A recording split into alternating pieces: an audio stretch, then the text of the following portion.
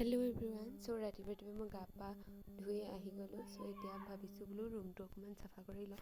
চ' ব'লক চাওক, আমাৰ ৰুমৰ অৱস্থাই নাইকিয়া হৈ আছে। চ' এইফালে কাপোৰবোৰ চব ৰ'দত দি দিলোঁ।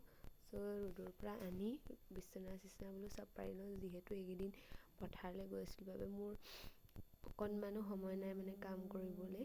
চ' এতিয়া বোলো আজি ৰুমটো অকণমান ভালকৈ চাফা কৰি লওঁ।